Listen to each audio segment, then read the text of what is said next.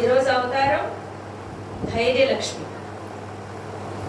నాకు లేదే అదండి ధైర్యం. ధైర్యలక్ష్మి గురించి చెప్పుకునే ముందు ఆడపిల్లల గురించే చెప్పుకోవాలి. అది ఎందుకు అనేది నేను చివరిలో చెప్తాను. ధైర్యలక్ష్మి, ధైర్యం అనేది ఒకటి ఉంటే చాలండి, మనం ఏదైనా సరే సాధించగలం. నేను స్వతహాగా చాలా పిరికిదాన్ని. నలుగురిలోకి వెళ్ళాలి అంటే సిగ్గుపడేదాన్ని, మాట్లాడాలి అంటే చాలా ఇంట్రోవర్ట్గా ఉండేదాన్ని. కానీ నువ్వు ఇలా కాదు, మాట్లాడగలవు అని ధైర్యం చెప్పి ధైర్యంతో బయటికి రావడమే ఇన్ని రకాలైనటువంటి ప్రోగ్రామ్స్ చేయడానికి కాదు.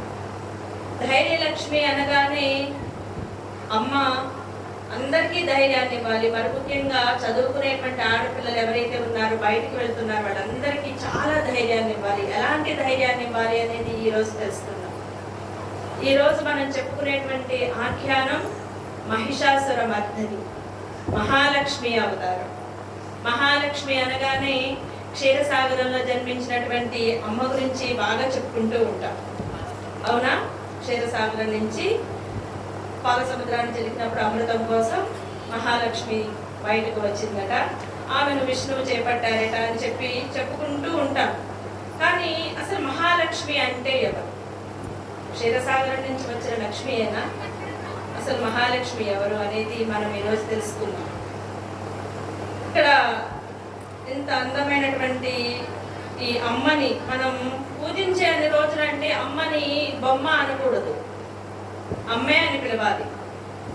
మేము ఒక బొమ్మని పెట్టాం, బొమ్మకి ఈరోజు ఏ అలంకారం, ఇది కాదు, అమ్మని పెట్టాం.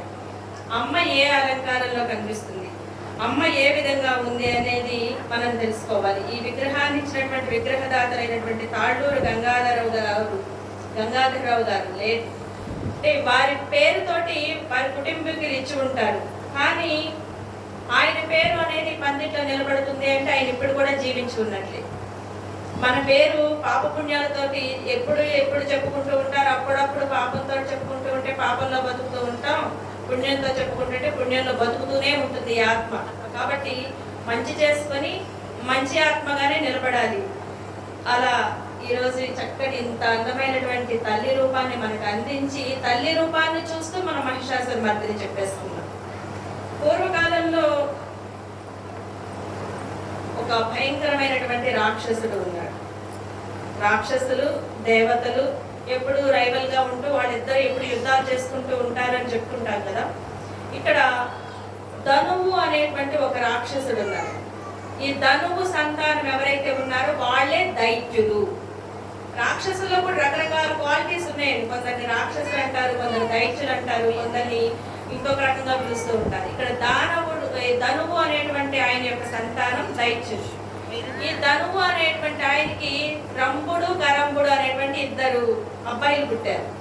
వీళ్ళిద్దరూ కూడా ఎలాంటి వాళ్ళయ్యా అంటే మనకు హిరణ్యాక్షుడు హిరణ్యకశ్యపుడు ఉన్నారు కదా, అలాంటి వాళ్ళు అనమాట. అన్నదమ్ములు ఇద్దరు కూడా అంతటి బలవంతులు, అంతకు మించి బలవంతులు ఈ రంభుడు కరంభుడు. వీళ్ళిద్దరికి పిల్లలు లేరు. చాలా సంవత్సరాలు తపస్సులు చేసిన తర్వాత వీళ్ళకి పిల్లలు లేరు. అందుకని వీళ్ళు మహాబలవంతుడైనటువంటి పుత్ర సంతానం కలగాలి అని తపస్సు చేయడం మొదలుపెట్టారు.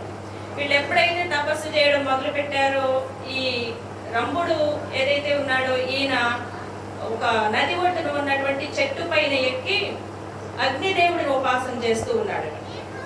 ఈ నదిలోనే నుంచుని కరంభుడు అనేటువంటి ఆయన నదిలో నుంచుని తపస్సు చేస్తూ ఉన్నాడు. ఇలా సంవత్సరాల కొద్దీ తపస్సులు చేశారు.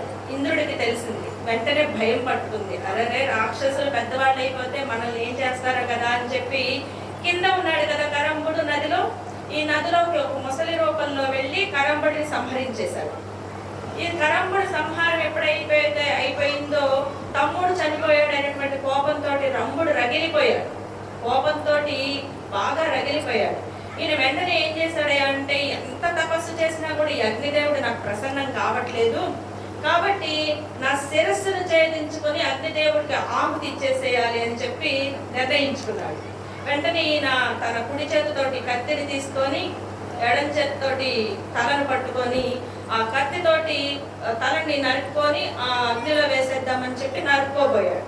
ఎప్పుడైతే ఖడ్గంతో తలని ఖండించుకోబోయాడో అగ్నిదేవుడు ప్రత్యక్షమయ్యి ఎందుకయ్యా ఇంత ఘోరమైనటువంటి తపస్సు చేస్తున్నావు, ఒకవేళ నీ తపస్సు మెచ్చి నేను ఏదైనా వరం ఇవ్వాలన్నా నువ్వు బ్రతికుండాలి కదా, ఇలా కంఠాన్ని కోసేసుకుంటే ఉపయోగం ఏముంటుంది అని చెప్పి ఆయన్ని వారించారు.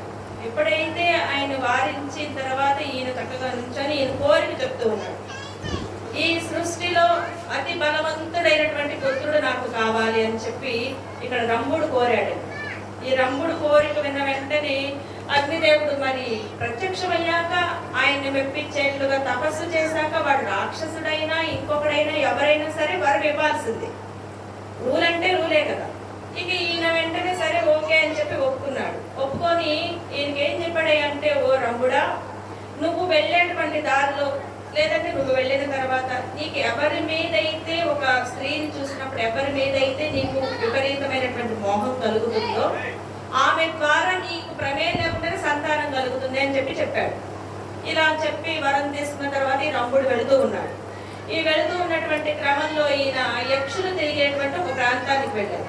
అదంతా యక్షులతోటి చక్కగా రక్షించబడుతున్నటువంటి ఒక సరోవర ప్రాంతం. ఆ ప్రాంతంలో యక్షులందరూ చక్కగా విహరిస్తూ ఉన్నారు. అక్కడ ఒక మహిషి కనిపించిందండి. మహిషి అంటే వేరే పశువు, తెలిసిందే కదా.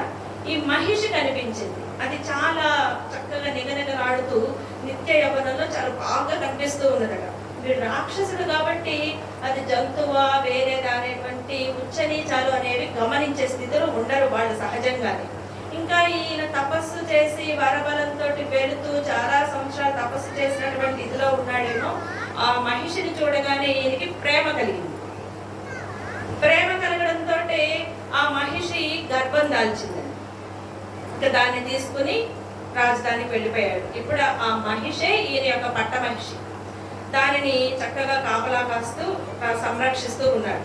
ఈ సంరక్షిస్తూ ఉన్నటువంటి సందర్భంలో ఒకనొక యుద్ధం జరిగి వేరొక మహిషం దున్నపోతు వచ్చినప్పుడు దాన్ని సంహరించేటువంటి క్రమంలో ఈ రంభుడు ప్రాణాలు కోల్పోయాడు. ఎప్పుడైతే రంభుడు ప్రాణాలు కోల్పోయాడో ఈయన యొక్క అంత్యక్రియలు ఉత్తర క్రియలు చేస్తానికి మొత్తం చితిపేర్చి ఈయన్ని కాల్చడానికి పడుకోబెట్టేసి అంతా చేస్తూ ఉన్నారు. అది చూసినటువంటి ఈ మహిషి, నిండు చూలైనటువంటి మహిషి తట్టుకోలేక అది తన భర్త ఉన్నటువంటి ఆ చితిలోకి దూకేసింది.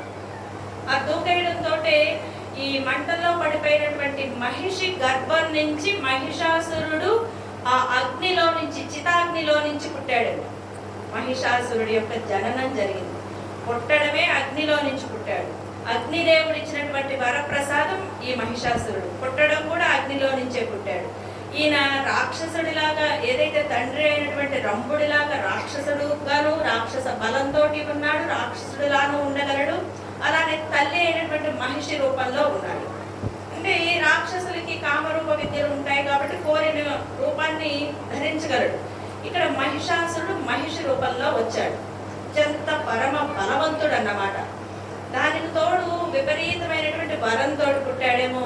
ఈయన ఇక తపస్సు చేయడానికి వెళ్ళాడు. విపరీతమైన వరంతో ఉన్నాడు కాబట్టి ఇంకా వరాలు పొందాలి.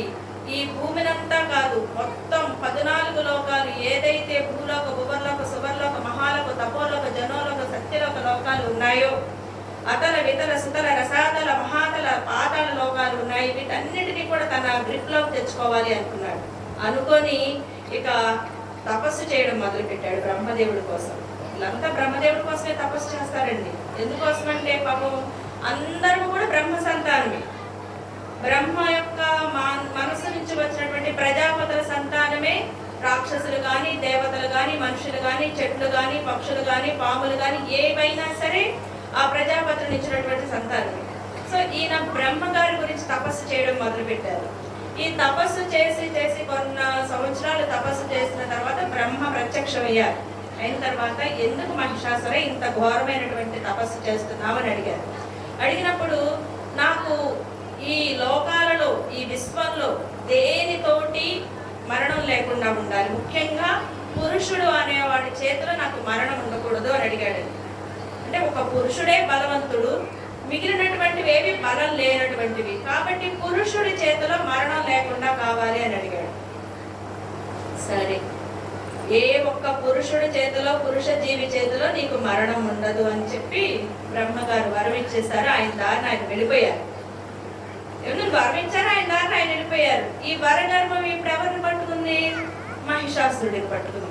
ఇక ఈయన చక్కగా వరాన్ని పొందాడు కదా. ఇప్పుడు సృష్టిలో ఏ పురుష జాతి కూడా ఆయన్ని గెలవలేదు, ఆయన అసలు ఎదిరించలేదు. ఈ వరగర్భంతో వచ్చినటువంటి మహిషాసురుడు రావడమే తన రాజధానికి వెళ్ళాడు. వెళ్ళిన తర్వాత మంత్రులందరినీ కూర్చోబెట్టి అడుగుతూ ఉన్నాడు, మనం ఏ ఏ లోకాల మీద ముందు దండయాత్ర చేద్దాం. మనుషులంటే అదవులు కాబట్టి ముందు మనుషులను అణిచేద్దాం. మనుషుల లోకంలోనే కదా పూజలు, యజ్ఞాలు, వ్రతాలు, హోమాలు చేస్తూ ఉంటారు. ఈ వ్రతాలు, యజ్ఞాలు, హోమాలు చేయకుండా వాళ్ళని అణిచేసామనుకో, ఈ యజ్ఞాల్లో వచ్చేటువంటి హవిస్సులన్నీ మనమే తింటాం. కాబట్టి మనమే బలవంతులం అవుతాము అని చెప్పి ముందుగా మానవ లోకాన్ని అణిచేశాడు. పాతాళ లోకాలు, ఏ లోకాలైతే ఉన్నాయో అన్నిటిని అణిచిన తర్వాత ఇప్పుడు ఇంద్రలోకానికి వెళ్ళాలంటున్నాడు. ఫైనల్ గా దేవతలందరినీ తన ఆధీనంలోకి తెచ్చుకోవాలి, దేవతల్ని తన యొక్క భటులుగా, సేవకులుగా నియమించుకోవాలి అనుకున్నాడు. సో ఈయన ఒక దూతను పంపించాడు ఇంద్రలోకానికి. ఇంద్రుడికి చెప్పు, స్వచ్ఛందంగా రాజ్యాన్ని ఇచ్చేసి నాకు దాసుడుగా ఉంటాడా సరే, లేదు అంటే యుద్ధం చేసి మరణం పొంది రాజ్యాన్ని లాక్కోమన్నా సరే, ఏదైనా సరే చెప్పిరా అని చెప్పి దూతను పంపించాడు. ఈ దూత వచ్చి ఈ మహిషాసురుడి యొక్క చెప్పమన్నటువంటి మాటలన్నీ కూడా దేవేంద్రుడికి చెప్పాడు. దేవేంద్రుడు అది వినడంతో, అంతే దేవేంద్రుడు కదండి, దేవతలందరికీ రాజు, అతి బలవంతుడు, దేవతలందరూ ఆయన్ని కీర్తిస్తూ కొలుస్తూ ఉంటారు. ఒక రాక్షసుడు వచ్చి, అరే నువ్వు సింహాసనం దిగేసిన తర్వాత మేమేరుతాము, నువ్వు మాకు దాసుడుగా ఉండాలి అంటే ఒప్పుకుంటాడా? ఒప్పుకోడు. కాబట్టి వెంటనే ఈయన వచ్చినటువంటి దూతకి చెప్పాడు, నేను నీ రాజులాగా గట్టి తినే పశువుని కాదు, 2 కొమ్ములుండి తోక ఉన్నటువంటి పశువుని కాదు, నేను దేవతలకు రాజును. కాబట్టి నువ్వు చెప్పినటువంటి ఏదైతే పని ఉందో అది నేను చెయ్యను, వెళ్ళి మీ మహిషాసురుడికి చెప్పుకో అన్నాడు. ఇంకా దేవేంద్రుడికి మహిషాసురుడి బలం తెలియలేదు. సో చెప్పి పంపించాడు. ఈ మహిషాసురుడు దగ్గరికి వెళ్ళి దూత ఉన్నవి కొన్ని, లేని కొన్ని మొత్తం చెప్పేశాడు. చెప్పిన తర్వాత మహిషాసురుడు యుద్ధానికి సన్నాహాలు ప్రారంభం చేసుకున్నాడు. మొత్తం తన యొక్క మంత్రులందరినీ కూర్చుకున్న తర్వాత వస్తూ ఉన్నాడు. ఈయన వెంటనే బృహస్పతి దగ్గరికి వెళ్ళారండి ఇంద్రుడు. మరి వాళ్ళ గురువు గారు బృహస్పతి కదా, దేవతల గురువు బృహస్పతి. బృహస్పతి దగ్గరికి వెళ్ళి చెప్తూ ఉన్నాడు, గురువు గారు, ఆ మహిషాసురుడు చూస్తే శుక్రాచార్యుల వారి బలంతో, శుక్రాచార్యుల వారి అనుగ్రహంతో అన్ని వరాలు పొందాడు. అన్ని వరాలు పొంది ఇప్పుడు ఇక్కడికి యుద్ధానికి వస్తూ ఉన్నాడు. మరి మీరేం చేయమంటారో చెప్పండి. ఇప్పుడు ఆ రాక్షసుడిని ఎదిరించగా మేము యుద్ధం చెయ్యగలమా? అంత శక్తి ఉందా? లేకపోతే ఏం చేయమంటారో చెప్పండి అన్నప్పుడు బృహస్పతి హితబోధ చేస్తూ ఉన్నారండి. ఈయన చెప్తూ ఉన్నారు, మహేంద్ర, యుద్ధము అనేది జయం వస్తుందో అపజయం వస్తుందో ఎవరు చెప్పలేరు. బలవంతుల బలహీనుల అనేది ఏది డిసైడ్ చేయదు, దైవాధీనం. యుద్ధంలో విజయము అనేది దైవాధీనం. అది దైవం అనుకూలంగా ఉంటే బలవంతుడైనా బలహీనుడైనా గెలవచ్చు. దైవం అనుకూలంగా లేదనుకో, ఎంతటి బలవంతుడైనా సరే ఓడిపోవచ్చు. కాబట్టి నువ్వు దేవతలు ఉన్నారు, నేను బలవంతుడిని, అది ఇది అని అనుకోవద్దు. ఒకవేళ నీకు దైవం అనుకూలించకపోతే నువ్వు ఓడిపోవచ్చు. ఓడిపోయిన తర్వాత నువ్వు బాధపడడానికి వీల్లేదు. జయాపజయాలు అనేవి ఎప్పుడు కూడా స్థిరం కాదు. కాబట్టి నీ మానసిక స్థితిని నువ్వు పదిలం చేసుకో, గట్టిపరుచుకో. వచ్చేటువంటి నష్టమైన కష్టమైనా సరే భరించడానికి సిద్ధంగా ఉండు.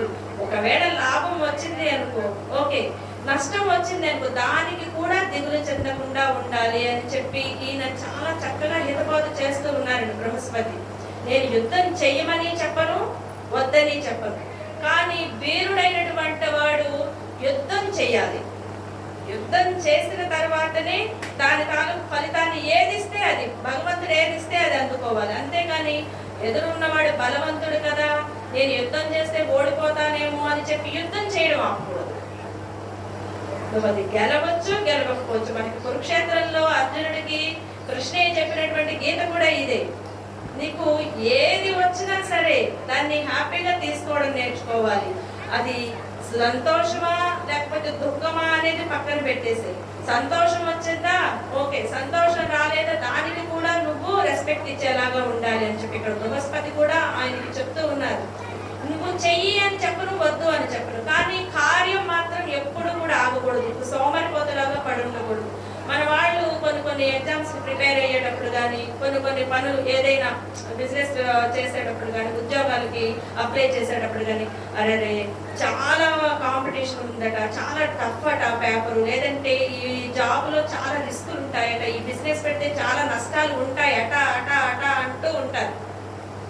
ఉంటాయేమో అనుకుంటున్నాం కానీ దిగి చూస్తేనే కదా గుడ్ ఆర్ బ్యాడ్ తెలిసేది. మనం ప్రయత్నం చేస్తేనే కదా మనకి విజయం వస్తుందో లేదో తెలిసేది. ప్రయత్నం చేయకుండానే ముందే ఓటమిని ఎందుకు యాక్సెప్ట్ చేయాలి? ప్రయత్నం చేయకుండా ఓటమిని యాక్సెప్ట్ చేస్తున్నామంటే అసలు మనం బ్రతికలేమని లెక్క, అంతే కదా. బ్రతికలేకపోతే ఏది చేయడానికి అనర్హులం అవుతాం.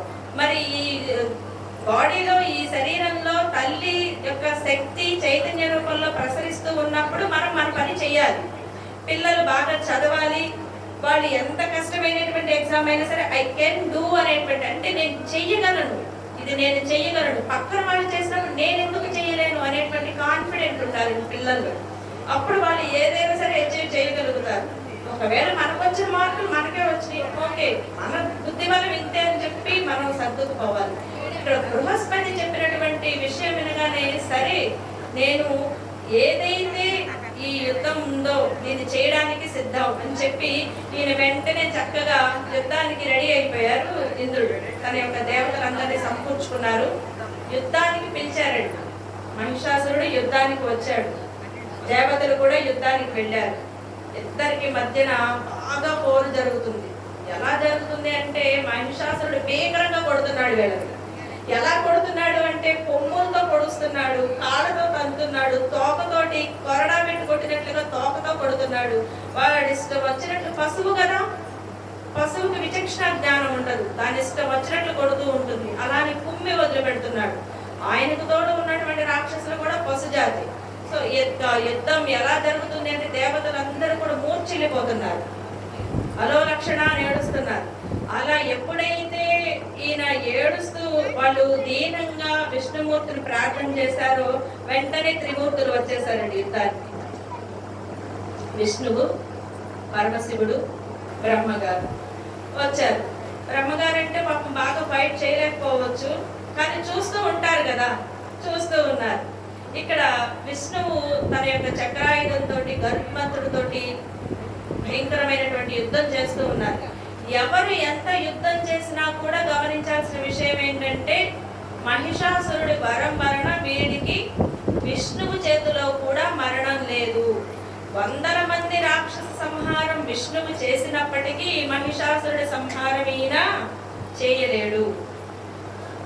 శివుడు యుద్ధం చేస్తున్నారు, ఈ విష్ణువు యుద్ధం చేస్తున్నారు. వీళ్ళిద్దరి మీదకి ఏకకాలంలో అంధకాసురుడు అనేటువంటి ఈ రాక్షస మంత్రి వెళ్ళాడు. ఇద్దరితో ఒకే కాలంలో యుద్ధం చేస్తున్నాడు అండి. చూడండి, అంటే కాలం అనుకూలంగా లేకపోతే ఒక పరమ రాక్షసుడు కూడా దేవాది దేవుడైనటువంటి విష్ణువుదేవుడు, ఈ మహాదేవుడైనటువంటి శివుడితోటి కూడా ఏకకాలంలో యుద్ధం చేస్తూ వాళ్ళని మూర్ఛిల్ల చేస్తున్నాడు. అలా చేస్తూ చేస్తూ చేస్తూ ఉన్నటువంటి క్రమంలో అసలు రాక్షసులకి అలుపు అనేది రావట్లేదు. వీళ్ళు మహిషాసురుడి బలం చూసి మరింత రెచ్చిపోయి యుద్ధం చేస్తూ ఉన్నారు. ఇలా జరుగుతూ ఉన్నప్పుడు విష్ణుదేవుడి యొక్క ఏదైతే గరుత్మంతుడు ఉన్నారో ఆయన మీదకి ఒక బాణాన్ని వేశాడు. ఈ గరుత్మంతుడికి దెబ్బ తగిలి ఈయన ఒరిగే లోపల విష్ణువు మీదకి చక్రాయుధం దగ్గర ఈయన చక్రాయుధం తీసి వదిలే లోపే వాడు కొమ్ములతో కుమ్మేశాడు మహిషాసురుడు. ఇక నా ఇక్కడ ఉంటే లాభం లేదు, మా స్వామికి ఏం దెబ్బలు తగులుతాయో అని చెప్పి గరుత్మంతుడు విష్ణువుతో సహా మాయమైపోయి వైకుంఠానికి వెళ్ళిపోయాడు. విష్ణువు ఎప్పుడైతే మాయమై వెళ్ళిపోయారు, అంతర్ధానం అయ్యారు, శివుడు కూడా వెళ్ళిపోయారు, బ్రహ్మదేవుడు కూడా వెళ్ళిపోయారు. ఇక మిగిలిన దేవతలంతా మనకి ఎంతో గొప్ప వాళ్ళు, మన దేవతలు, మన రక్షించేటువంటి త్రిమూర్తులే వెళ్ళిపోయిన తర్వాత మనం ఏం చేయగలమని చెప్పి తలా దిక్కుకి పారిపోయారు. దేవతలంతా కూడా పలాయనం చిత్తగించారు, అందరూ వెళ్ళిపోయారు. ఈ వెళ్ళిపోయిన తర్వాత మహిషాసురుడు చక్కగా ఇంద్రలోకాన్ని చేపట్టాడు, ఇంద్ర పదవిని తీసుకున్నాడు, చక్కగా కూర్చున్నాడు. ఆ సింహాసనం పైన కూర్చొని వాళ్ళందరినీ కూడా అక్కడ ఉన్నటువంటి అప్సరసలు కాంతలు ఉంటారు కదా, దేవతలందరూ ఈ పురుషులందరూ పారిపోయారు, మరి దేవకాంతలు ఉంటారు కదా, వాళ్ళందరినీ దాసీలుగా చేసుకొని ఆయన ఇష్టం వచ్చినట్లు వాడుకుంటున్నాడు, ఇష్టం వచ్చినట్లు తిరుగుతున్నాడు. అంతా కూడా చాలా అరాచకాన్ని సృష్టిస్తూ ఉన్నాడు మహిషాసురుడు. ఇలా కొన్ని సంవత్సరాలు, కొన్ని 100 సంవత్సరాలు గడిచిపోయాయి. ఈ దేవతలంతా తలా ఒక దిక్కుకి, పుట్టకొకళ్ళు చెట్టుకొకళ్ళు, అలా ఒక్కొక్కళ్ళు కొండల్లో కోనల్లో తలదాచుకుంటూ ఉన్నారండి. అంటే దైవం అనుకూలించకపోతే ఎంతటి వాడికైనా కూడా అడవులో పాలవడం తప్పదు. శ్రీరామచంద్రుడు భగవంతుడు, శ్రీ మహావిష్ణువు అవతారం, కానీ ఆయనకి కొంచెం అనుకూలత లేని కారణంగా ఆయన వనవాసం చేయాల్సి వచ్చింది. మరి పాండవులు మామూలు వాళ్ళంతా కూడా వరప్రసాదితులు. అలాంటి వాళ్ళు కూడా దైవం పక్కనే ఉంది, కాలం అనుకూలంగా లేదు. వాళ్ళు కూడా అందరూ కూడా అరణ్యవాసం అజ్ఞాతవాసం చేయాల్సి వచ్చింది. ఇక ఈ దేవతలు ఎంతపాటి వీళ్ళు అజ్ఞాతవాసం చేస్తూ ఉన్నారు. ఎన్నాళ్ళు చేయగలరు? కొన్నాళ్ళు చేసిన తర్వాత అందరూ కలిపి బ్రహ్మగారి దగ్గరికి వెళ్ళారు. ప్రభు, నువ్వు మా అందరికీ తండ్రివి కదా అండి, పిల్లలు కష్టపడుతూ ఉంటే తండ్రి సంతోషంగా చక్కగా పూలపాన్పు వేసుకుని పడుకుంటాడండి. పిల్లలేమో ఎక్కడో రాళ్ల పైన కొండల్లోనూ గుట్టల్లోనూ తిరుగుతూ ఉన్నారనుకోండి మన పిల్లలే, తండ్రి చక్కగా పవళిస్తారా? హాయిగా తింటూ ఉంటారా? లేదు కదా, చాలా బాధపడుతూ ఉంటారు కదా. ఇక్కడ వీళ్ళు వచ్చి కూడా అదే ప్రశ్న అడిగారండి బ్రహ్మదేవుడిని.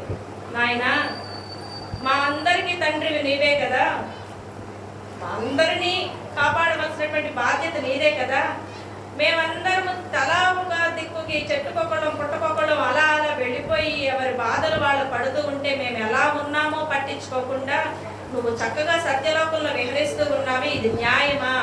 నువ్విచ్చిన వరం వల్లనే కదా ఇలా అయ్యాడు ఆ మహిషాసురుడు అని అడిగారండి. నిజమే కదా, మనం కూడా అనుకుంటూ ఉంటాం, చాలా సార్లు అనుకుంటూ ఉంటాం. ఈ రాక్షసులందరూ తపస్సులు చేస్తారు, బ్రహ్మదేవుడి గారికి ఏం పని లేదు, చక్కగా చిర్రయ్యమని హంస వేసుకుని వచ్చేస్తారు, వచ్చేసి ఆ తదాస్తు అంటారు, ఆయన దారిని ఆయన వెళ్ళిపోతారు.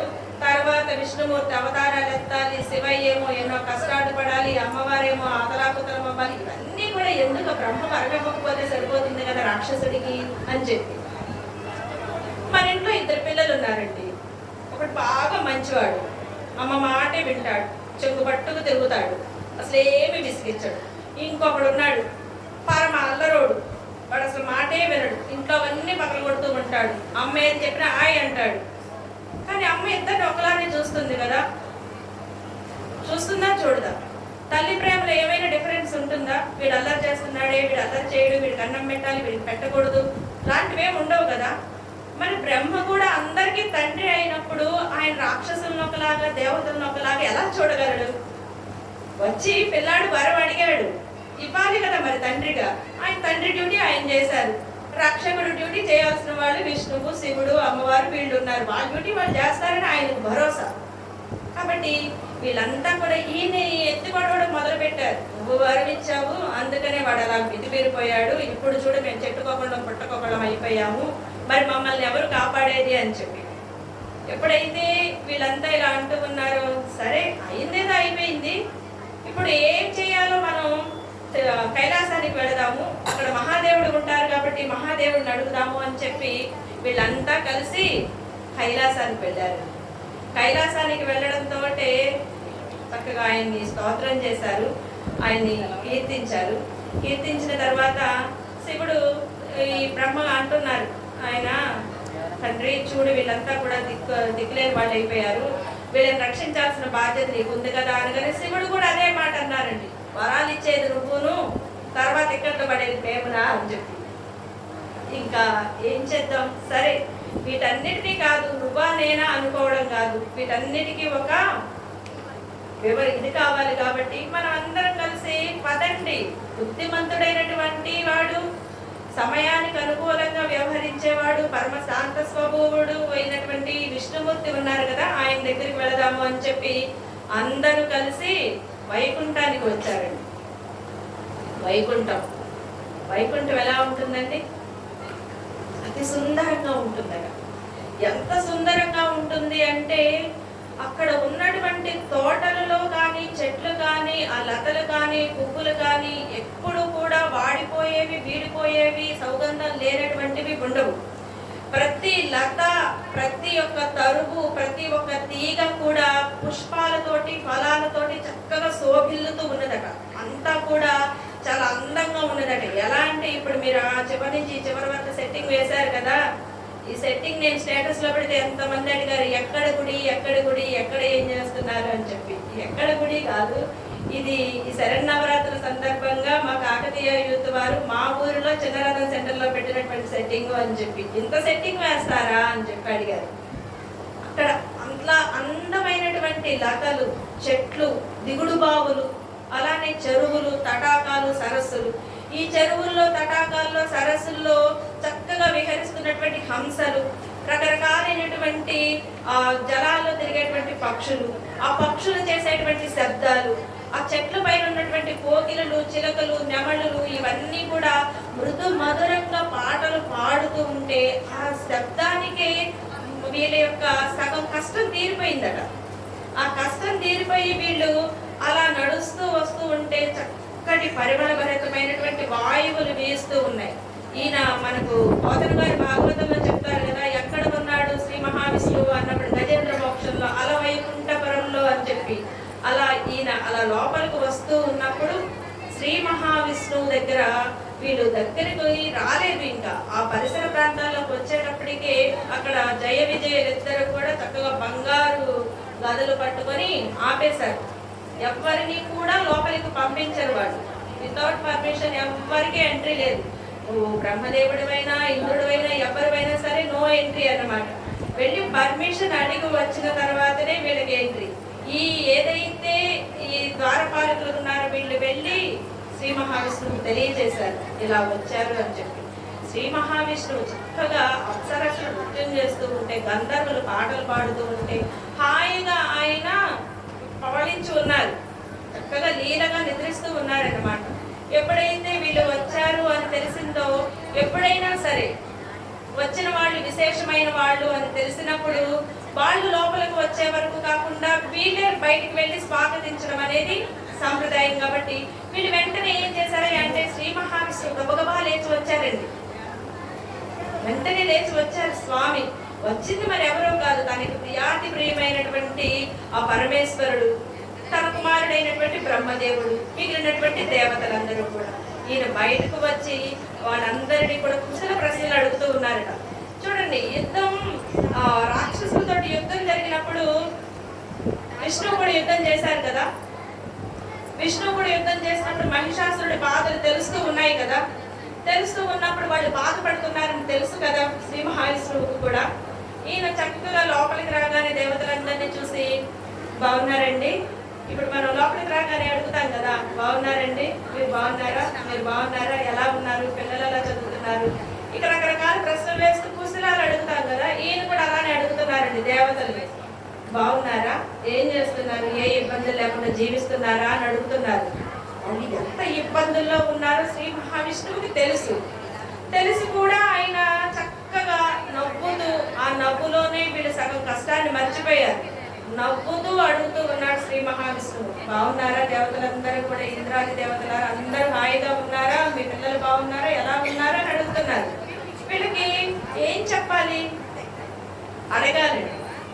బాగున్నారా, మీకు ఏం కావాలి అని అడగలేదు అనుకోండి, అరే మీరందరూ కూడా మహిషాసురుడి బాధలు పడలేక ఇక్కడికి వచ్చేసారు, మీ బాధలు నేను తీర్చేస్తాను అని చెప్పి ముందే ఈయన చెప్పేశారు అనుకోండి, అపోయ మాకు మహిషాసురుడితో ఏం బాధ లేదు, మేమేదో ఊరికి నేను కలుద్దామని వచ్చాము అని చెప్పి అన్నారనుకోండి, వాళ్ళు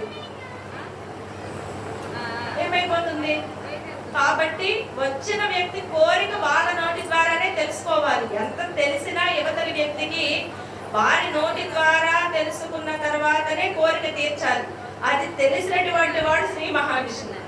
సో ఆయన అందరినీ బాగున్నారా అని అడిగిన తర్వాత వీళ్ళు చెప్తున్నారు, స్వామి ఎలా బాగుంటాం, ఆ మహిషాసురుడు చెట్టుకొకల్ని, పుట్టకొకల్ని, గుట్టకొకల్ని అందరినీ విసిరేశాడు, వాళ్ళతోటి కుమ్మాడు, కొమ్ములతోటి విసిరాడో, తోకతోటి కొట్టాడో అన్నీ నువ్వు చూసావు కదా, మరి ఎలా బాగుంటాము, దీనికి మార్గం ఏంటి, కష్టాల నుంచి మాకు విముక్తి ఎప్పుడు దొరుకుతుంది, ఈ కష్టాల నుంచి మమ్మల్ని ఎవరు గట్టెక్కిస్తారు అని చెప్పి అడిగినప్పుడు చెప్పారండి శ్రీ మహావిష్ణువు. ఇక్కడికి వచ్చాం. అమ్మ దగ్గరికి రావాలి అంటే ఎంత దూరం రావాలి, ఎక్కడెక్కడి నుంచో వస్తూ ఉన్నారు. కృష్ణుడి గుడి దగ్గర నుంచి వచ్చారు, శివాలయం గుడి దగ్గర నుంచి వచ్చారు, వెంకటేశ్వర స్వామి గుడి దగ్గర నుంచి వచ్చారు, మరి ఆ వెనక ఉన్నటువంటి బజార్ల నుంచి వచ్చారు. వీళ్ళంతా రావాలంటే మధ్యలో ఎన్ని దానికి రావాలండి అమ్మని చూడాలంటే? మరి మనం కూడా అంతే. ఇక్కడ వీళ్ళు అమ్మని చూడాలి అంటే ఇన్ని కష్టాలు పడాలి. ఏదైనా కూడా కష్టపడకుండా వచ్చింది అంటే దాని విలువ తెలియదు. కష్టపడుతూ వెళితేనే విలువ తెలుస్తుంది. అందుకనే మనకు తిరుమల వెళ్ళినప్పుడు శ్రీ మహావిష్ణువు వెంకటేశ్వర స్వామి, ఆయన 7 కొండల వాడు, 7 కొండలు ఎక్కించి ఆకు సోపాలు తెప్పించి కాంప్లెక్స్లో కూర్చోబెట్టి అందరిలో తోయించి చీరలు, పట్టు చీరలు చక్కగా కొత్తవి కొనుక్కొని కట్టుకుని వెళ్తాం దేవుడికి బాగా కనిపించాలి అని చెప్పి. ఈ తోపులాటలు అవి సగం చిరిగిపోతాయి, నలిగిపోతాయి, ఊడిపోతాయి, అన్నీ అయిపోయి అక్కడికి వెళ్ళి కాళ్ళు ఎత్తుకుంటూ కొంచెం ధనలక్ష్మి గారు లాంటి వాళ్ళు, చిరకామతి గారు లాంటి వాళ్ళు అంటే ఎత్తుకున్నారు కాబట్టి కొంచెం పర్లేదు. నా బోటి వాళ్ళు కాళ్ళు ఎత్తినా కనిపించడు. ఆయన ముందేదైనా ఎత్తాయి నుంచున్నాడు అనుకోండి, ఇక చూడండి ఇంత ప్రయాసపడి వెంకటేశ్వర స్వామి దర్శనానికి వెళ్ళిందంతా కూడా బూడిదలో పోసిన పన్నీరే. ఎదురు ఆయన తలే కనిపిస్తూ ఉంటుంది, ఇంకేం కనిపించదు. ఇంత కష్టపడి వెళితే క్షణమాత్రం కనిపించేటువంటి ఆ స్వామి యొక్క దివ్య మంగళ మూర్తిని చూడడమే మనకి పరమార్థం. ఆ క్షణం కోసమే ఇంత కష్టపడతాం. కష్టపడితేనే ఆ క్షణం యొక్క విలువ తెలిసేది, ఇంత కష్టపడితేనే క్షణం విలువ తెలిసేది. ఇక్కడ వీళ్ళు ఎంత కష్టపడుతూ ఉన్నది అమ్మ యొక్క దర్శనం కోసమే కదా. ఈ వీళ్ళంతా కూడా వచ్చి శ్రీ మహావిష్ణువుని అడిగారండి, ప్రభు బుద్ధి కుశలత కలిగినటువంటి వాడివి, నువ్వు ఎలాంటి వాడివి అంటే ఈ సృష్టినంతటినీ కూడా నడిపించేటువంటి వాడివి. ఓ దేవదేవ జగన్నాథ సృష్టి సిద్ధాంతకారక దయా సింధు, నువ్వు మమ్మల్ని రక్షించు అని చెప్పి ఆయన అనేక రకాలుగా స్తోత్రం చేశారండి. స్తోత్రం చేసిన మీద ఈయన పరమ శాంతంగా ఆయన రూపమే అదండి. ఎన్ని కష్టాలన్నా ఉండనివ్వండి, ఎన్ని బాధలన్నా ఉండనివ్వండి, ఆ రూపాన్ని చూడగానే మనం చెప్పాలి అనుకున్న కష్టం కూడా సగం తగ్గిపోతుంది, సగమే చెప్పగలుగుతాం. అంత కష్టాన్ని కూడా తన యొక్క రూప లీల లావణ్య విశేషాల చేత అలా తీసి పారేస్తాడు తండ్రి.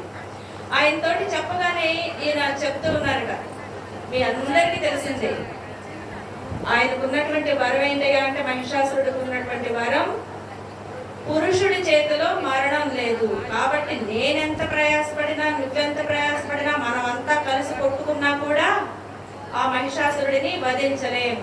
కాబట్టి మీరందరూ కూడా ఇప్పుడు మీరు చేయవలసినటువంటి పని ఒకటి ఉంది అని చెప్పారు. ఏంటి? వెంటనే శ్రీ మహావిష్ణువు లీల మాత్రంగా అలా నుంచున్నారు. తనలో నుంచి తన తేజస్సుని తీసి బయట పెట్టారు. ప్రతి ఒక్క పురుషుడి యొక్క వెలుగు స్త్రీ రూపం. అది ఎవరైనా సరే, చంద్రుడు ఉన్నాడు, చంద్రుడి యొక్క అందమంతా కూడా ఆయన కాంతి, ఆయన తేజస్సు, సూర్యుడి తేజస్సు, పువ్వు యొక్క పరిమళం, అవన్నీ కలిపి ఉంటాయి. అంటే ఒక భార్య భర్త ఇద్దరిని విడదీసి చూడలేరు. ఇక్కడ శ్రీ మహావిష్ణువు తనలో నుంచి తేజస్సును తీసి పెట్టారు. ఆ తేజస్సు మెరిసిపోతూ ఉన్నదట.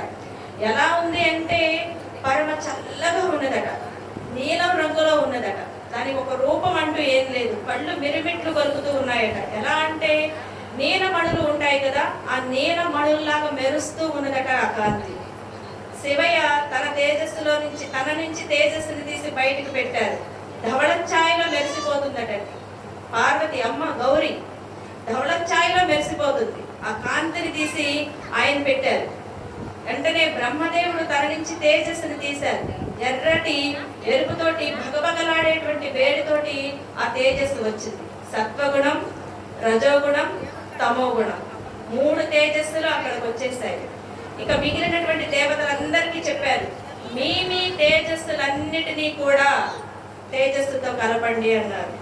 అక్కడ ప్రతి ఒక్క దేవతలు ఎవరైతే ఉన్నారో, ఇంద్రుడు, అష్టదిక్పాలకులు, ప్రతి ఒక్కరూ కూడా వారి యొక్క తేజస్సును తీసి అక్కడ కలిపారండి. ఆ తేజస్సు అంతా కలిపి ఒక దివ్యమైనటువంటి మండలంలో వెలుగుతుందట. ఆ ఒక్క దేవత తేజస్సునే మనం కోటి సూర్య సమానులు అని చెప్పుకుంటూ ఉంటాం. ఇక్కడ మరి సకల దేవతల తేజస్సు అంతా కలిపి ఒక రాశి అయ్యింది. ఆ రాశి అయినటువంటి ఆ తేజస్సు అంతా కూడా ఒక మూర్తిగా మారిందట. ఒక మూర్తిగా మారినటువంటి ఆ తేజస్సు అంతా కూడా ఒక స్త్రీ రూపంగా దాల్చిందట. వచ్చేసిందండి అమ్మ మహాలక్ష్మి. ఈవిడ మహాలక్ష్మి అంటే మనం క్షీరసాగరంలో చెప్పుకునేటువంటి లక్ష్మి రమాదేవి, శ్రీమన్నారాయణుడికి వరించడానికి వచ్చినటువంటి తల్లి. కానీ ఇక్కడ సకల దేవతలు పురుషులందరూ కూడా తమ తేజస్సును తీసి ఒక ధైర్యలక్ష్మిని తయారు చేశారండి. ధైర్యలక్ష్మి, ధైర్యాన్ని, ఏదైనా సరే ఎదిరించగలిగినటువంటి శక్తి కలిగినటువంటి దాన్ని. మన ఇళ్లలో ఆడపిల్లలు ఉన్నారు, తండ్రి ఎంతో ప్రేమగా పెంచుతూ ఉంటాడు. ఆ తండ్రి తేజస్సు నుంచి వచ్చిన బిడ్డలు కదా వీళ్ళు. ఈ తండ్రి తేజస్సు నుంచి వచ్చినటువంటి బిడ్డలని ఆ తండ్రి ఎలా కాపాడుకుంటూ ఉంటాడు అంటే ఇక్కడ శ్రీ మహావిష్ణువు కనుక తన తేజస్సుని, శివయ్య తన తేజస్సుని అన్నింటినీ తీసి ఈ లోకంలో ఏ కష్టం వచ్చినా, నష్టం వచ్చినా, శక్తి వచ్చినా, బలవంతుడు వచ్చినా, దుర్మార్గుడు వచ్చినా, దుష్టుడు వచ్చినా, ఎవ్వడొచ్చినా సరే అణిచివేయాలి నువ్వు అన్నట్లుగా తేజస్సుని తీశారు కదా. అలా పెంచాలండి మన పిల్లలు, అలా పెంచి పంపించాలి మన పిల్లల్ని బయటికి. ప్రస్తుత సమాజంలో ఆడపిల్లల్ని అలా పెంచి పంపించాలి. మగ పిల్లల్ని ఎలా పెంచాలి అంటే ఒక విష్ణువును చూసి ఎదురు వెళ్ళి వెంటనే కుశలాలు అడిగేటువంటి రామచంద్రుడిలాగా పెంచాలి. ఎదురు వచ్చి అందరినీ రక్షించేటువంటి గోవుల్ని, గోపికల్ని రక్షించేటువంటి శ్రీకృష్ణుడిలా పెంచాలి. ఏదైనా సరే ఆపద వచ్చింది అంటే వెంటనే నీకు నేను తోడుగా ఉన్నాను అనేటువంటి ఒక అన్నగా పెంచాలి, ఒక తమ్ముడిగా పెంచాలి, ఒక తండ్రిగా పెంచాలి. అలా పంపించినప్పుడు ఏ ఆడపిల్ల అయినా చక్కగా వెళ్ళొస్తుందండి. ఆడపిల్లలే కాదు, ఎంతటి ఆడవాళ్ళైనా ఈ రోజున 2 ఏళ్ల నుంచి ఒక 70 ఏళ్ళ ఆడవాళ్ళ వరకు ఎవరైనా సరే బయటికి వెళ్ళి రావాలి అంటే ఆ ధైర్యలక్ష్మిలాగా ఉండాలి. అలా ధైర్యలక్ష్మిలాగా ఉండాలి అంటే వెనక ఉన్నటువంటి వాళ్ళంతా ఈయన శ్రీ మహావిష్ణువులాగా వెనక ఉండి వారి తేజస్సుని అలా రక్షిస్తూ ఉండాలి. ఇక్కడ వీళ్ళ తేజస్సు అంతా కూడా ఒక రూపం దాచేసిందండి. అమ్మ మహాలక్ష్మి వచ్చేసింది. లక్ష్మి అంటే సంపద. ఏంటి ఆ సంపద? నువ్వు ఏది అనుకుంటే అదే సంపద. ధైర్యం కావాలంటే ధైర్యమే సంపద, ధనం కావాలి అంటే ధనమే సంపద, విద్య కావాలి అనుకుంటే విద్యే సంపద, సంతానం కావాలి అనుకుంటే సంతానమే సంపద. నువ్వు ఏది కోరుకుంటావో అది సంపద. అంతేగాని బ్యాంక్ బ్యాలెన్స్ లో లేకపోతే కార్లు లేదంటే వేరే వేరే కాదు. అది కోరుకున్న వాళ్ళకి అది సంపద. మనం ఏది కోరుకుంటే అదే సంపద. భగవంతుడి పట్ల వెళ్ళాలి అనుకుంటున్నావు, భగవంతుడితోటి ఉండాలి అనుకుంటున్నావు, ఆ భగవంతుడితోటే మమేకం అవ్వాలి అనుకుంటున్నావు. భక్తి నీ సంపద. మనందరి సంపద ఏదండి? భక్తి. భక్తి ఉంటేనే ఇక్కడ మనం అమ్మని నిలబెట్టగలిగాం. భక్తి ఉంటేనే గణేష్ నవరాత్రులు చేయగలుగుతున్నాం. భక్తి ఉంటేనే మనం ఇన్ని రకాలైనటువంటి ఆచారాలు, సాంప్రదాయాలు, పూజలు, ఆలయాలు నిర్వహించగలుగుతున్నాం. మన సంపద ఏంటండి? హిందూ సంపద భక్తి. ఈ భక్తి ఎప్పుడైతే ఉంటుందో, ఈ సంపద ఎప్పుడైతే ఉంటుందో, ఇతరత్ర సంపదలన్నీ కూడా ఆటోమేటిక్ గా ఒకదాని వెనక ఒకటి వచ్చి చేరతాయి. ముందు మనం పట్టుకోవాల్సింది, మన పిల్లలకి నేర్పవలసింది ఆధ్యాత్మికత, భక్తి, సాంప్రదాయం, ఆచారం. ధైర్యంగా బయటకు వెళ్ళేటువంటి మానసిక స్థితి. అరే ఆడపిల్లవి నువ్వు చక్కగా బట్టలు కట్టుకో, బయటికి వెళ్ళకు, అలాగెంతకు ఇలాగెంతకు, అలా పరిగెట్టకు, ఇలా పరిగెట్టకు. ఈ రూల్స్ అన్ని మగ పిల్లలకి చెప్పవెందుకని? అరే 12 వరకు బయట తిరగకు, అలాంటి బట్టలు వేసుకోకు, అలాంటి మ్యూజిక్ వినకు, అలా ఆడపిల్లల్ని తీసి చేయకు, అలాంటి స్టెప్స్ వేయకు. ఏం చెప్పం. అర్రే మా వాడు ఎంత బాగా వేస్తున్నాడండి, చిరంజీవి స్టెప్స్ భలే వేస్తాడండి అస్సలు, లేదంటే ఇంకొక లాగా భలే వేస్తాడండి. వెయ్యొచ్చు కాక, వేయనిద్దాం, ఆనందిద్దాం. వాళ్ళకి కూడా రూల్స్ చెప్తాం. ఆడపిల్లలకి కొంచెం రూల్స్ తగ్గిద్దాం. ఆడపిల్లలంటే మహాలక్ష్ములండి.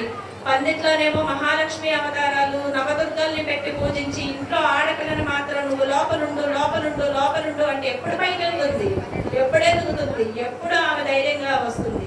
ధైర్యలక్ష్మిని పెట్టినప్పుడు ధైర్యాన్ని నింపండి పిల్లలు. అప్పుడు మన ఇంట్లో ప్రతి ఇంట్లో కూడా ధైర్యలక్ష్మి ఉంటుంది. ప్రతి ఇంట్లో ఉన్నప్పుడు ధైర్యలక్ష్మి ఉన్నప్పుడు బయటకు ఉన్నటువంటి ప్రతి మహిషాసురుడు మర్దనం అవుతూనే ఉంటాడు, ప్రతి కీచకుడు మర్దించబడుతూనే ఉంటాడు. ధైర్యాన్ని నేర్పించాలి. ఇక్కడ తల్లి తేజోరాశిగా చక్కగా బయటకు వచ్చింది. ఆ వచ్చినటువంటి తల్లికి ఒక్కొక్కళ్ళు ఒక్కొక్క బహుమతులు అందిస్తున్నారండి.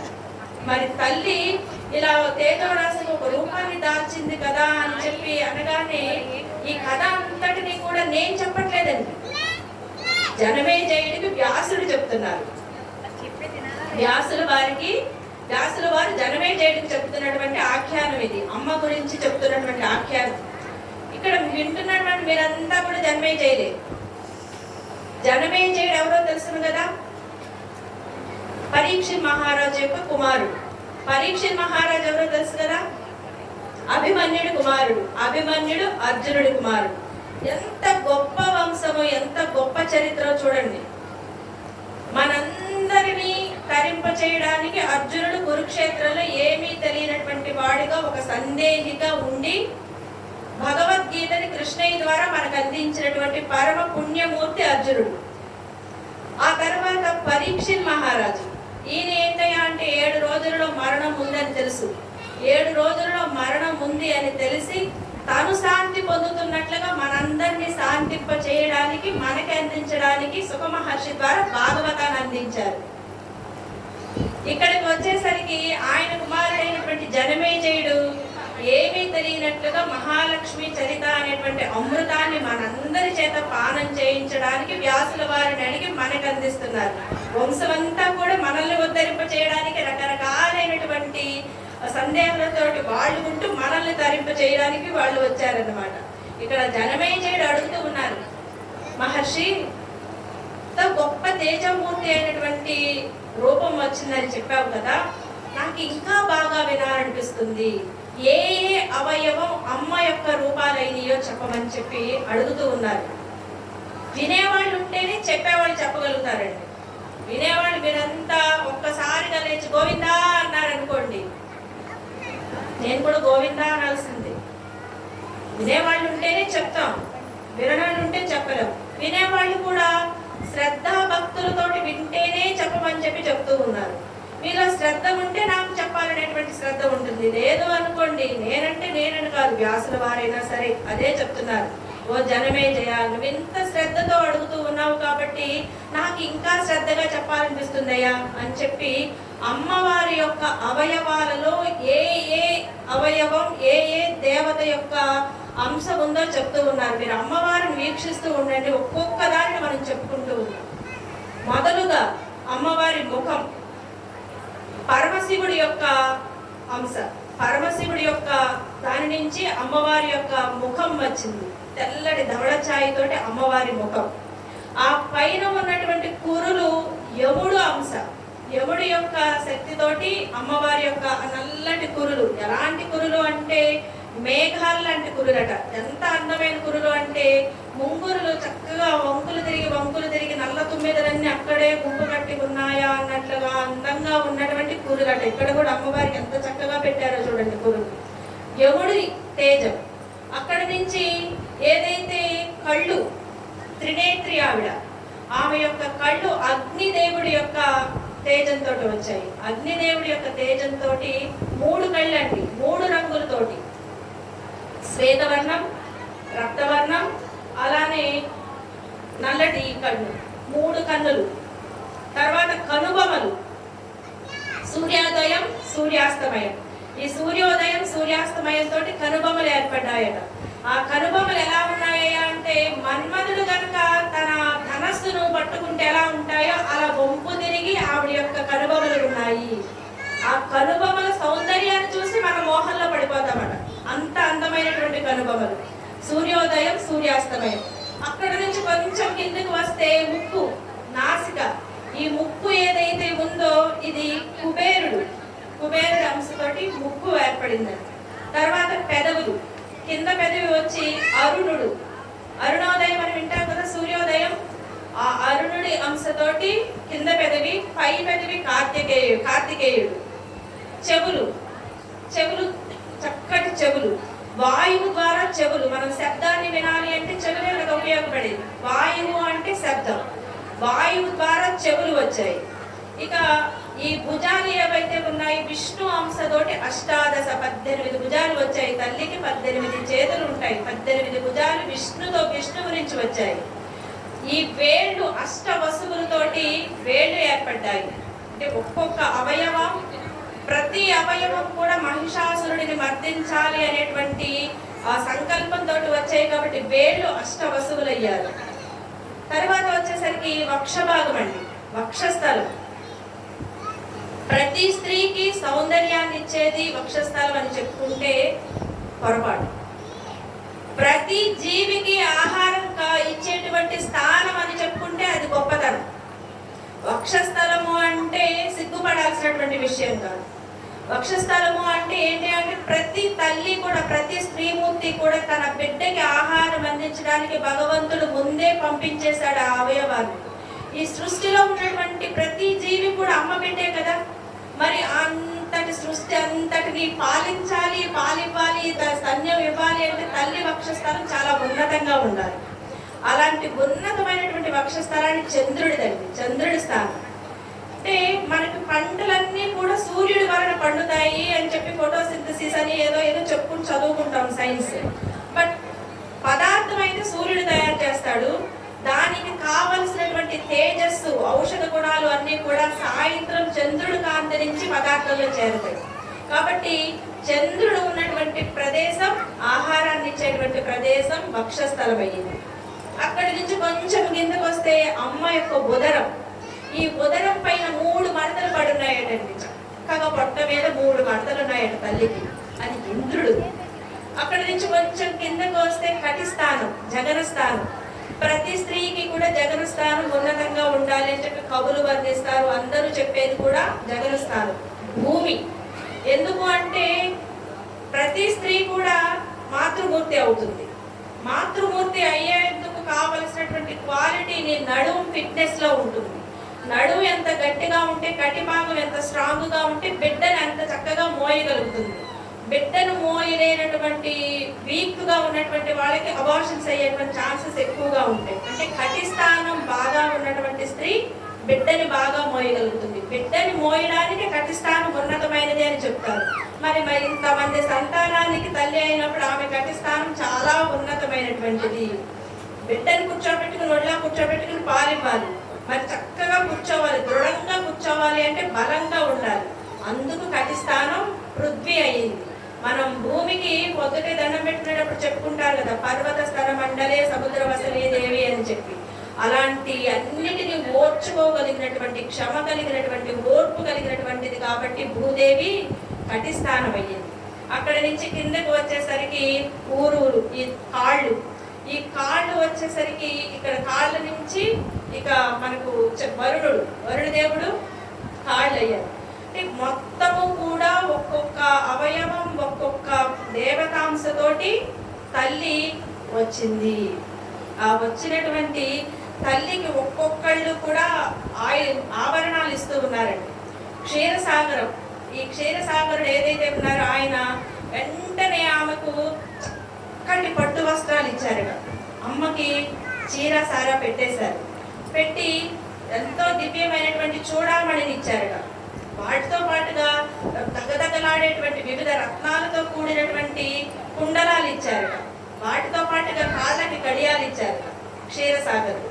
అక్కడి నుంచి ఆయన ఇచ్చిన తర్వాత మహాసముద్రుడు ఈయన ఏం చేశారు అంటే నేనేమివ్వనా నా పిల్లకి అని చెప్పి వెంటనే చక్కటి కంఠాభరణము, ఉంగరాలు ఇచ్చారట. ఆయన అలా ఇచ్చిన తర్వాత వెంటనే ఏదైతే విశ్వకర్మ ఆయన గాజులు, చక్కగా మెరిసేటువంటి, శబ్దం చేసేటువంటి గాజులు ఇచ్చారట. ఈ విశ్వకర్మలానే త్వష్ట అని ఇంకొక ఆయన ఉన్నారండి, ఆయన నూపురాలు ఇచ్చారు.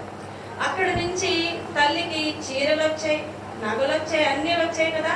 మరి మెడలో పుష్పమాల కావాలి. నాకు చక్కగా ఉందండి తల్లి మెడలో, చక్కగా తీసేశారు, ఉంచితే బాగుండేది కదా.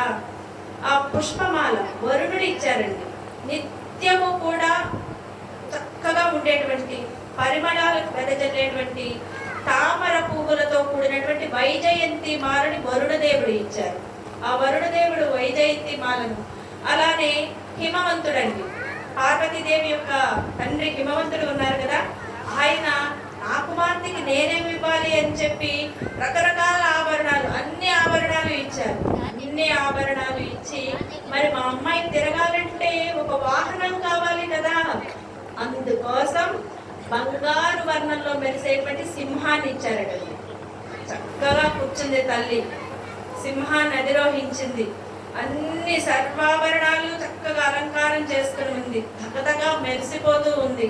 ఎంత అందంగా ఉంది అంటే చూడండి, ఎంత అందంగా ఉంది తల్లి. ఆ మెరుపు అనేది ఎలా వస్తుంది అంటే మనం ఏదో అనుకుంటాం పాలిష్ వేసి అవేసి వేసేది కాదు. ఆ తేజస్సు అనేది లోపల దైవత్వం ఉన్నప్పుడే వస్తుంది. అక్కడ తల్లి దగదగా మెరిసిపోతా సింహం పైన కూర్చొని టీవీగా కూర్చొని ఉందటండి. ధైర్యంగా ఉంది, చాలా హుందాగా ఉంది, దర్పంగా ఉంది. ఎవరెదురొచ్చినా కూడా నేను అదిమి వేయగలను అన్నట్టు నమ్మకంతో ఉంది.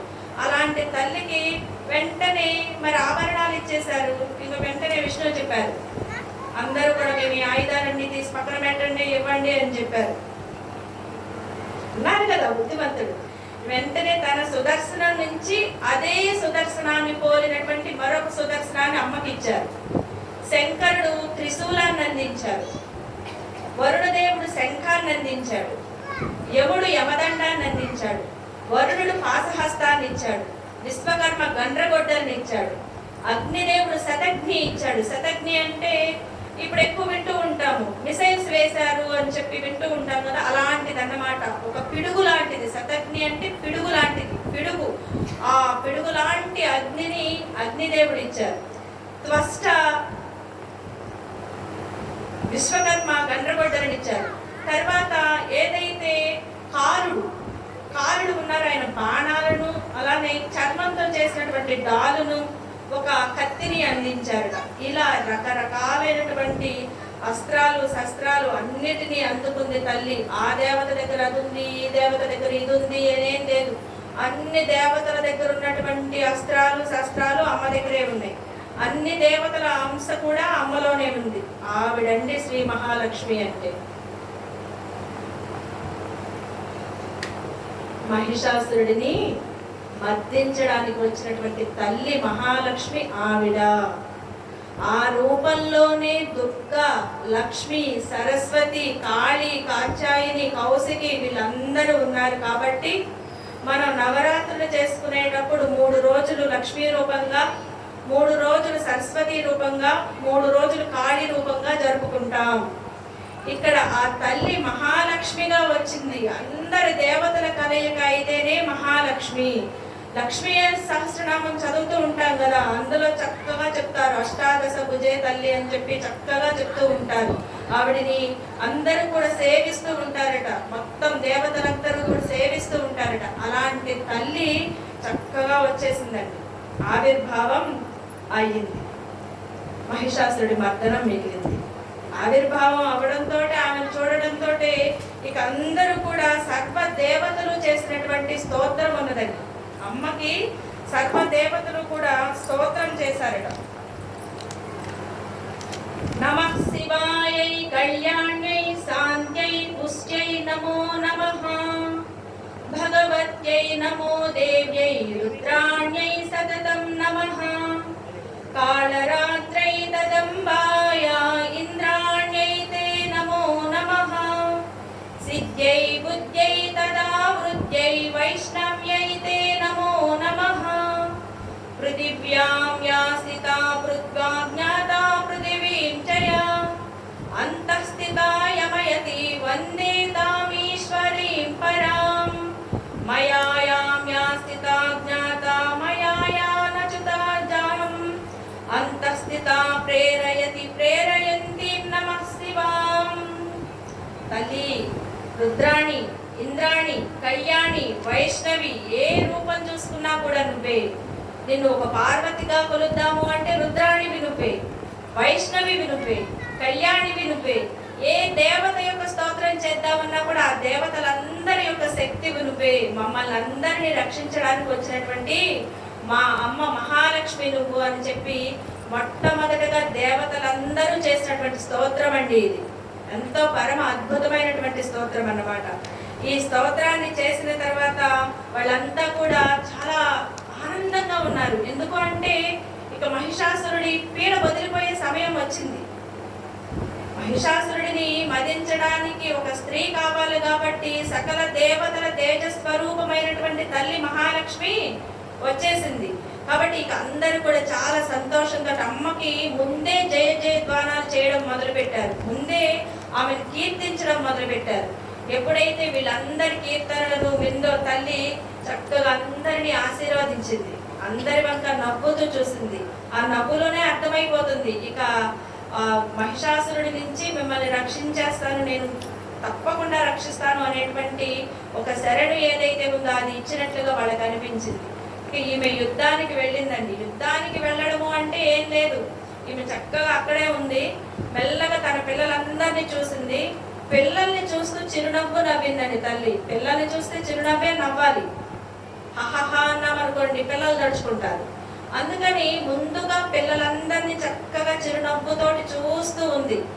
ఆ చిరునవ్వు కాస్త కొంచెం పెరిగింది, కొంచెం పెరిగింది, ఇంకొంచెం పెరిగింది, ఇంకొంచెం పెరిగింది. అట్టహాసంగా నవ్వింది. ఆ అట్టహాసం వల్ల వికటాట్టహాసం చేసిందండి అమ్మ. కాళికలాగా వికటాట్టహాసం చేసింది. ఎంత వికటాట్టహాసం చేసింది అంటే ఆ నవ్వు వింటే ఇక్కడ దేవతలందరికీ కూడా ఆనందం కలుగుతూ ఉంది. రాక్షసులకి అరే ఏంటి ఈ నవ్వు, ఎక్కడి నుంచి వస్తుంది, మన గుండెలన్నీ కంపించేలాగా ఉంది నవ్వు, ఈ నవ్వుతోటి నాకు మరణ భయం పట్టుకుంది, ఈ నవ్వు నేను వినలేకపోతున్నాను, అసలు ఈ నవ్వు ఏంటి అని చెప్పి మహిషాసురుడి యొక్క రాజధానిలో ప్రకంపనలు పుట్టాయట. మహిషాసురుడు వెంటనే తన యొక్క మంత్రుల్ని పంపించాడు, ఒక దూతని పంపించాడు. అసలు ఏం జరుగుతుంది అక్కడ, ఎందుకు ఈ వికటాటహాసం వినపడుతుంది, ఇది వింటుంటే మాకెందుకు ఇంత చెవులు రోదనగా ఉన్నాయి, వాళ్ళ దేవతలంతా ఎందుకు అలా జయ జయ ధ్వానాలు చేస్తూ వాళ్ళ ఆనందంతో నృత్యం చేస్తున్నారు, నాకు తెలుసుకోవాలని ఉంది, వెళ్ళని చెప్పి ఒక దూతని పంపాడు. ఆ దూత వచ్చాడండి. ఆ దూత వచ్చి రావడమే చూశాడు.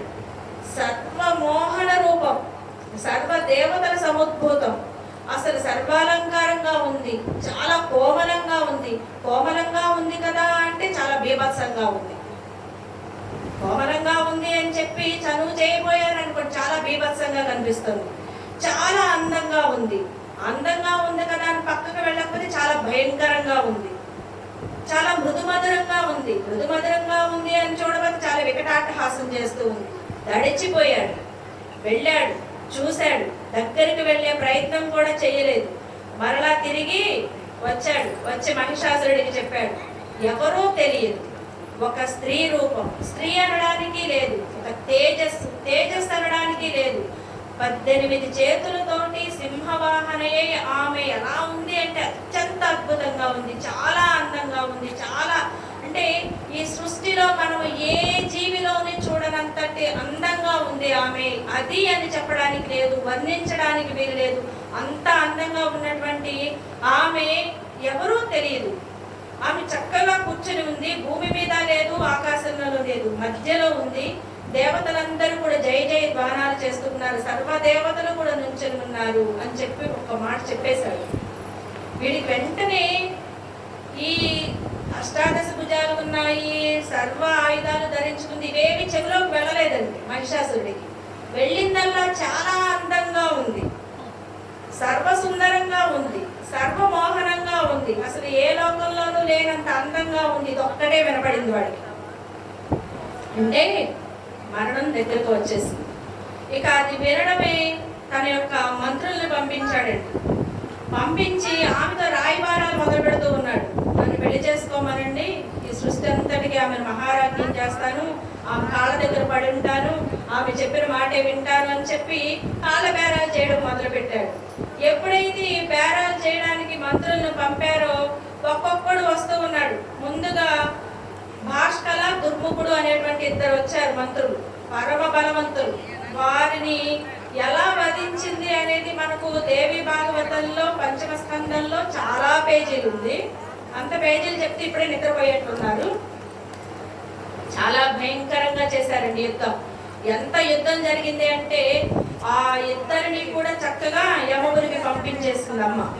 భాష్కల, దుర్ముఖుడు అయిపోయారు. తర్వాత వీళ్ళు చనిపోయారని తెలియగానే వీళ్ళు బుద్ధి రావద్దండి, లేదు, మరలా తామ్రుడు, చిక్షురుడు అనేటువంటి 2 మంత్రుల్ని పంపించాడు. వీళ్ళు ఒక 1,000,000 మంది రాక్షసులు వేసుకుని వీళ్ళు వచ్చారు. వీళ్ళు వచ్చి కూడా అదే పాట, మా రాజుగారిని పెళ్లి చేసుకో నిన్ను బాగా చూసుకుంటాడు, మా రాజుగారిని పెళ్లి చేసుకో నిన్ను బాగా చూసుకుంటాడు. మరలా వీళ్ళకి కూడా అదే దారిని పంపించేసింది అమ్మ తామ్రుడు చిక్షురుడిని. ఆ తర్వాత బిడాల అసిలోముడు అనేటువంటి 2 మంత్రులు వచ్చారండి. ఎవరు వచ్చినా ఒకటే పాట, నువ్వు అత్యంత సుందరంగా ఉన్నావు, ఈ సృష్టిలో అందరికన్నా అందంగా ఉన్నావు, నీ అందమైనటువంటి నువ్వు మా మహిషాసురుడిని పెళ్లి చేసుకుంటే బాగుంటుంది, కాబట్టి మా రాజుగారిని పెళ్లి చేసుకో. వీళ్ళను కూడా అమ్మ చక్కగా పంపించేసిందండి. బిడాల అసలోముడు కూడా సంహారం అయిపోయారు. వీళ్ళందరూ అయిపోయిన తర్వాత ఇక అప్పుడు కదిలాడండి మహిషాసురుడు. కదిలి వచ్చాడు. ఇంకొక 3 మంత్రులు మిగిలారు, వాళ్ళని కూడా చంపించేయాలి కదా. వీడు మొదలే వస్తే వీడు ఒక్కడే పోయేవాడు. వీడు మొదలు రాకుండా ఒక్కొక్కరిని పంపిస్తూ అందరినీ ముందు పంపించేశాడు. ఇక 3 మిగిలారు, వాళ్ళని కూడా పంపించేయాలి కాబట్టి వాళ్ళని తీసుకుని వచ్చారు. దుర్ధరుడు, త్రినేత్రుడు, అంధకాసురుడు, ఈ 3 తీసుకుని వచ్చాడు. ఈ 3 వచ్చిన తర్వాత వాళ్ళు యుద్ధం చేస్తున్నప్పుడు అమ్మ ఈ 3 సంహారం కూడా చేసేసింది. వాడు చూస్తుండగానే 3 సంహరించింది.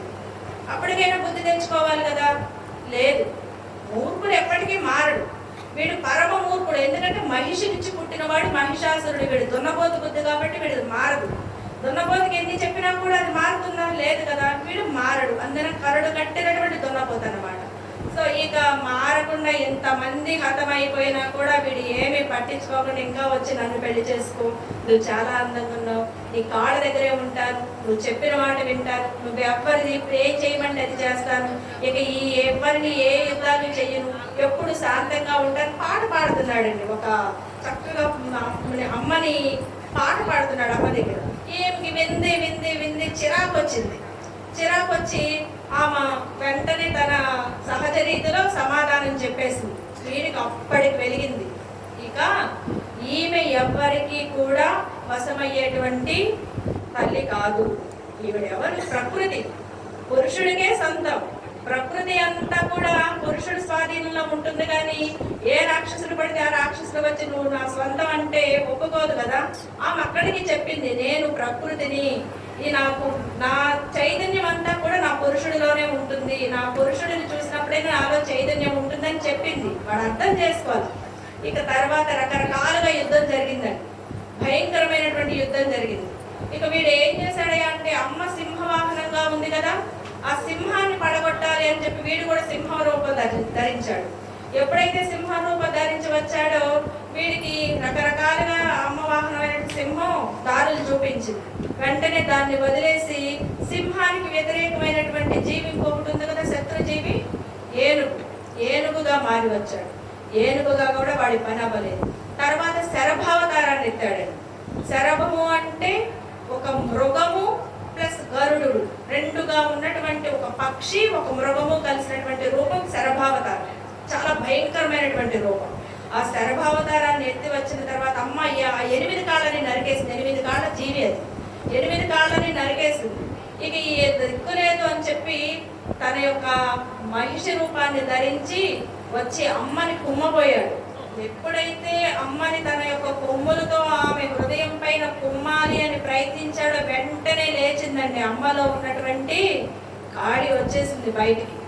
ఆమె వెంటనే తన చేతిలో ఉన్నటువంటి త్రిశూలాన్ని తీసుకుంది. ఒక్క ఉదుటిన లేచి వాడి గుండెల పైన పొడిచింది. పొడిచేసరికి వాడు పడిపోయాడు. ఆల్మోస్ట్ చనిపోయాడు అనుకున్న స్థితిలో కూడా వాడు భయంకరమైనటువంటి మొండివాడు కాబట్టి ఆ పడిపోయిన వాడు ఎదురుకాలతోటి అమ్మను తన్ని లేచి నిలబడ్డాడు.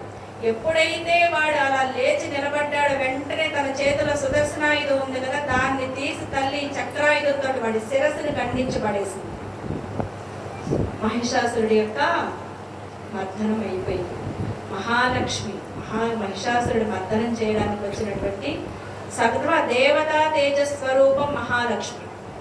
సర్వ దేవతలందరూ కలిసి ఒక్కొక్కరుగా మనం ఏం చేయలేకపోతున్నాం, పురుషాకారంలో ఏం చేయలేకపోతున్నాం. కాబట్టి మన తేజస్సుని అంతటిని ఒక స్త్రీ రూపాన్ని తెప్పిస్తే ఆ స్త్రీయే ఈ సృష్టికి పట్టినటువంటి చీడని తొలగించేస్తుందని చెప్పి భగవంతుడు మహావిష్ణువు ఎంత గొప్పవాడు చూడండి. ఆయన ఎంతటి బలవంతుడు, ఎంతమంది రాక్షస సంహారాలు చేసి ఉంటాడు. ఆయన స్త్రీకి ఇచ్చేటువంటి గౌరవం అది. ఒక స్త్రీ యొక్క శక్తిని తెలియచేయాలి. స్త్రీ తలుచుకుంటే ఏదైనా చేయగలదు.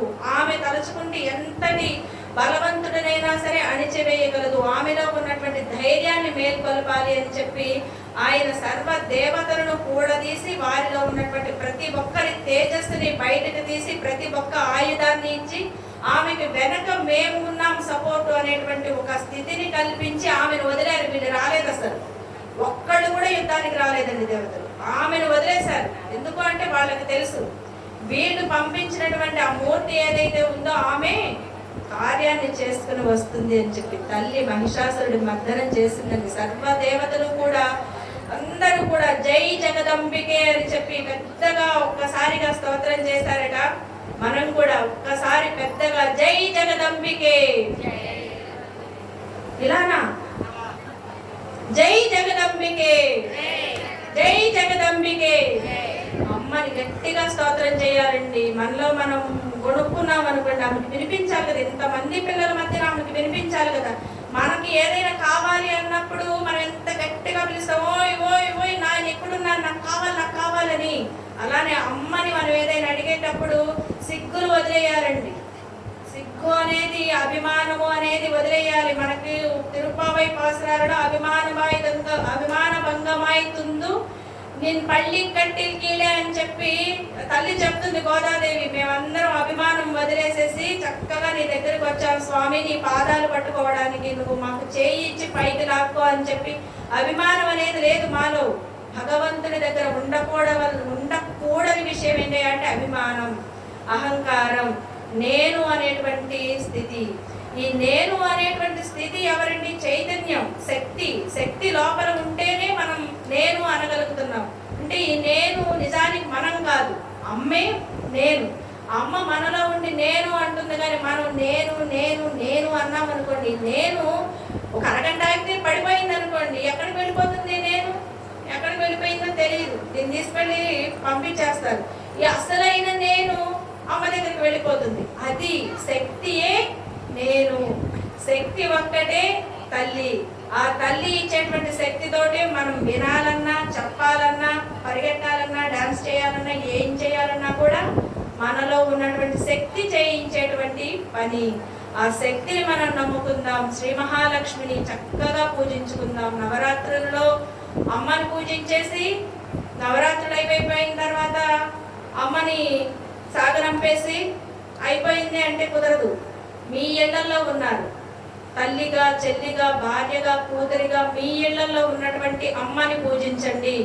ప్రతిసారి కూడా భగవంతుడు మనకు ఈ రూపాలనిచ్చి పూజించమని చెప్పే విషయం ఏంటయ్యా అంటే అమ్మని పూజించండి, స్త్రీని పూజించండి.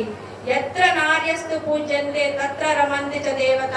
ఎక్కడెక్కడైతే స్త్రీలు పూజించబడతారో అక్కడక్కడ దేవతలు ఉంటారు. ప్రత్యేకించి గుళ్ళు, గోపురాలు, దేవతలు ఇవన్నీ కాదయ్యా.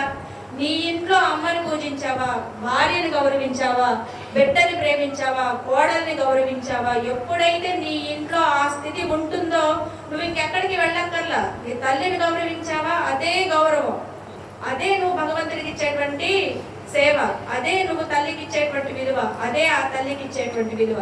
ఆ తల్లి సర్వ దేవతల యొక్క తేజస్సు ఆమె అయితే ఆమె యొక్క తేజస్సు మనం. ఆమె యొక్క తేజస్సే మీ ఇళ్లలో తిరుగుతుంది. ఆ తేజస్సును గుర్తించండి, ఆ తేజస్సును గౌరవించండి. ప్రియ భగవద్బంధువులారా, మనం చెప్పుకోవాలి అంటే ఇంకా చాలా చాలా చెప్పుకోవచ్చు, కానీ ఇప్పటికే సమయం చాలా అయ్యింది.